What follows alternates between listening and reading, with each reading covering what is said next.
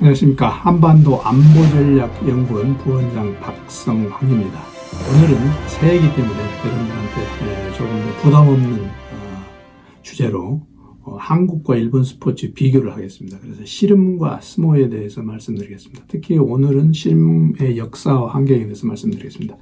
여기서 잠깐 제가 말씀드리면은 제가 여러 가지 일본에 대해서 여러분들한테 유튜브로 말씀드리는데 도중에 많은 분들이 저한테 앞으로 이럴 주제로 해달라는 그런 부탁이 있습니다. 그래서 앞으로도 계속 여러분들이 저한테 이런 걸 말씀해 주시면은 제가 그걸 자료를 찾아가지고 좀 공부를 하고 그 다음에 유튜브로 제가 올리도록 하겠습니다. 또 하나 말씀드릴 것은 조회수에는 올라오지 않아도 많은 분들이 보고 계십니다. 그래서 그분들이 저희들이 조회수를 올리시려면은 글로벌 TV에 들어가셔서 구독을 하시거나 좋아요를 누르면은 조회수가 올라갑니다. 그래서 제가 보기에는 한 3배, 4배 정도 많은 분들이 조회수에 관계없이 보고 계시는데 그분들이 혹시 시간이 있으시면은 글로벌 TV로 바로 들어가셔서 좋아요를 눌러주시도록 부탁드리겠습니다. 자, 씨름과 스모, 한국에서는 씨름이 국기는 아니죠. 일본에서는 씨름이 국기입니다. 씨름과 스모가 대표적으로 우리 한국과 일본의 격투기인데 이 역사와 환경에 대해서 살펴보도록 하겠습니다.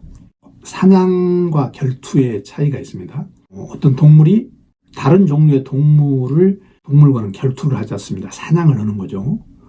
그래서 그거는 이제 결국 죽이는데 같은 동물들끼리는 대부분 죽이진 않고 결투를 합니다. 그래서 서열을 정하는 거죠. 그래서 암컷 사자를 둘러싼 수컷 사자의 싸움, 원숭이들의 어떤 서열 싸움 이런 건 전부 다 결투로 판결이 나게 되어 있습니다. 인간도 동물이기 때문에 똑같이 이 격투기로서 서열을 정하는 경우가 많습니다. 그래서 과거부터 유럽에서는 레슬링이라는 게 있었고 동아시아에서는 대표적으로 격투기가 있었죠. 그래서 씨름이 인간의 하나의 어떤 문화, 여기서 말하는 씨름은 대표적으로 이제 여러분들한테 격투기로서 격투기의 대명사로 말씀드리는 건데 이게 이제 격투기로서 계속 동서고금을 통해서 전해졌다는 거죠. 그래서 고대 이집트 벽화나 어떤 인도 불교 경전에도 계속 그런 장면이 나오는 겁니다. 동아시아 격투기에 들어가면은 한국에서는 씨름, 그리고 중국에서는 슈아이자오, 일본에서는 스모, 몽골에서는 부후, 그 다음에 베트남에서는 벗이라고 부르는데 다 똑같이 맨몸으로 상대와 겨뤄서 승부를 내는 거죠. 그러니까 그 공통적인 것은 대부분 이렇습니다. 발 이외의 부분이 땅에 닿으면 지는 게 이게 공통적이고 각 국가마다 조금씩 다릅니다. 그런데 이거는 과거 중국의 서적 예기에 보면은 천자가 장수들한테 명해서 공술, 마술, 또 씨름, 그러니까 여기서 강력은 씨름이라고 그러는데 이 강력을 했다는 기록이 나옵니다. 그래서 씨름이 단순한 격투기가 아니라 고대 동아시아에서는 어떤 의례로 격식을 갖췄다. 이렇게 우리가 볼 수가 있습니다. 우리 국내 최초 기록은 고려시대 충혜왕이 국사를 신하들한테 맡기고 황관들과 씨름에 열중했다. 이런 기록이 있는 걸 봐서 고려시대에 또 씨름이 있었다. 우리가 이렇게 볼 수 있습니다. 그런데 씨름이 이제 상당히 인기를 끈 거는 조선시대죠. 조선시대에서는 주로 농민들과 서민들의 놀이로 했습니다. 물론 궁중에서도 일부 무인들이 활쏘기 시합과 씨름을 같이 했지만 조선시대에는 문인보다 무인들이 훨씬 더 아래로 취급받았기 때문에 결국 이 씨름도 무인들의 하나의 대회로 병사들의 사기 진작을 시키는 그런 수단으로서만 사용됐다. 그래서 조선시대에는 또 궁중연회에서 정식으로 예법을 갖춰서 하는 게 씨름은 아니었다. 그리고 특히 조선 중기 이후로는 왕명으로 금지가 되고 시골에서 농민들의 놀이, 서민들의 놀이로만 이게 씨름이 이루어졌죠. 우리가 이제 잘 아는 김홍도의 풍속도, 유숙의 백회도, 기산의 풍속도 보면 이렇게 나오는 거 보면 주로 관중들이 이 서민들이었죠. 그래서 설날 아니면 단오날 한가위 이럴 때 지역 공동체로 집단적인 놀이로서 씨름이 발달이 됐다.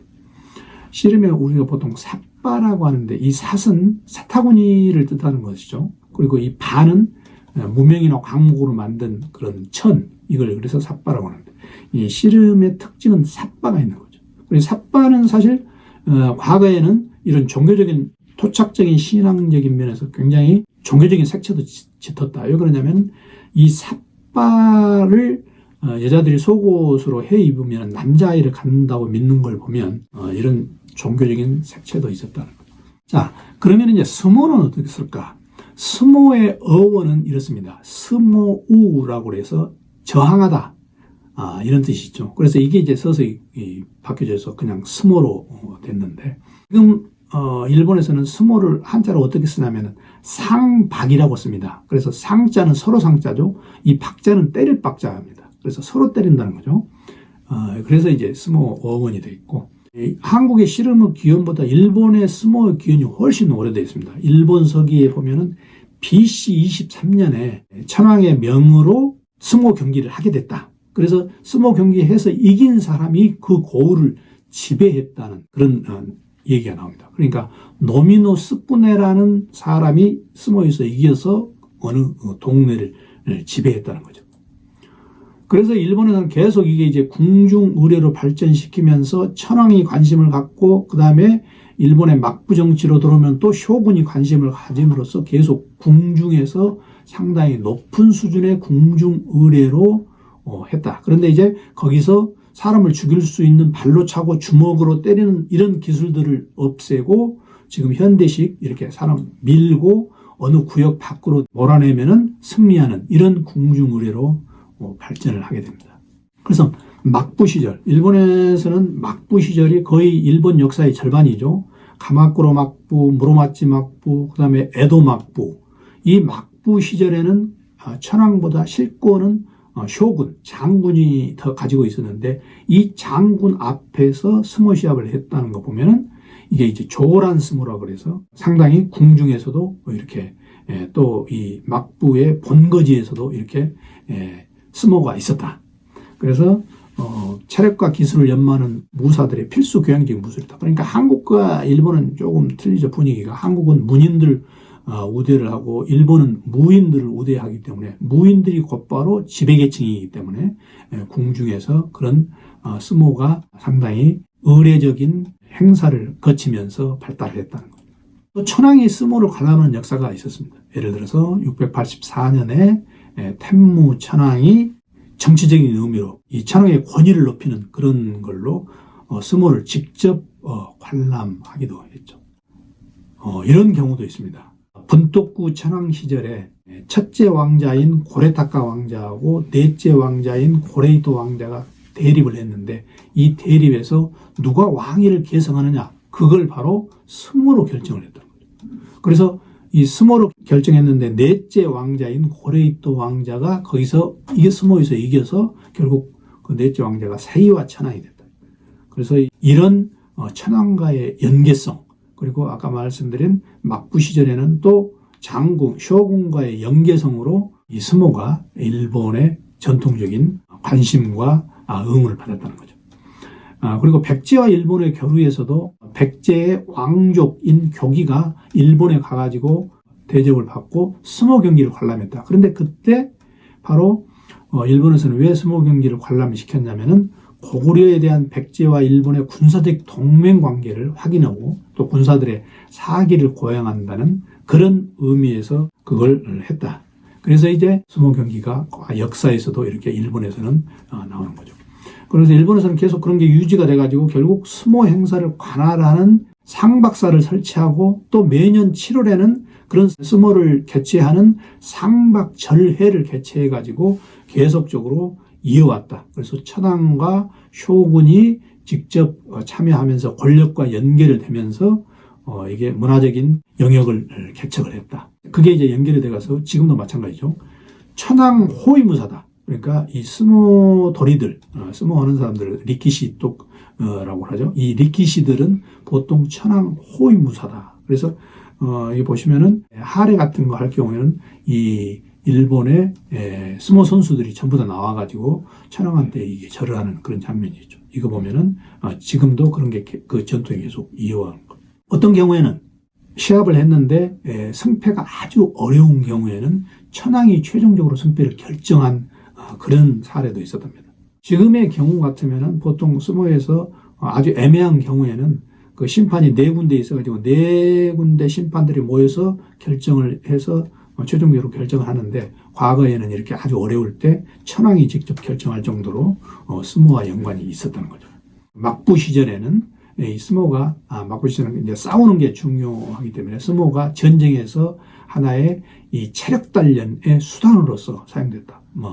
원평 성색이나 아니면은 군기 모노가다리를 보면은 쭉 그런 장면들이 나옵니다.